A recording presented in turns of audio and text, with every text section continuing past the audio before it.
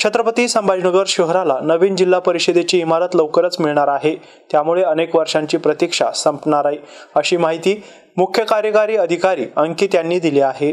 जिल्हा परिषद म्हणजे जिल्ह्यासाठी मिनी मंत्रालय। जिल्हा विकासाच्या दिशेने नेण्यासाठी सुसज्ज जिल्हा परिषद इमारत असावी। सर्व विभाग एकाच छताखाली असावे। नागरिकांची कामे सुरळीत व्हावी यासाठी सुसज्ज अशी इमारत बांधण्यात येत आहे। आता काम अंतिम टप्प्यात आहे। जिल्हा परिषदेचे मुख्य कार्यकारी अधिकारी यांनी नवीन इमारतीबद्दल महत्त्वाची माहिती दिली आहे। पाहूयात।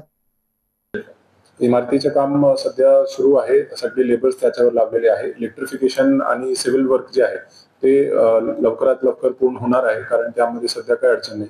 फक्त निधीची मागणी आम्ही केलेली आहे आणि ते पण आम्हाला मिळणार आहे काही वेळा।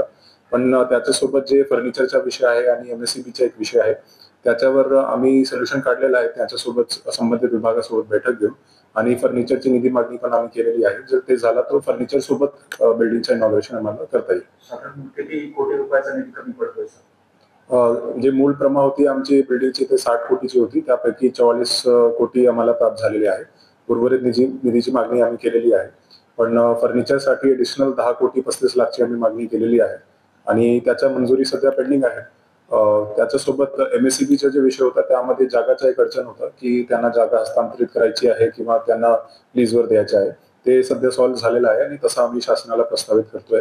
त्याची मान्यता आल्यानंतर सबस्टेशनचं काम पण सुरू करता येईल। या वर्षी तरी बिल्डिंग भेटेल?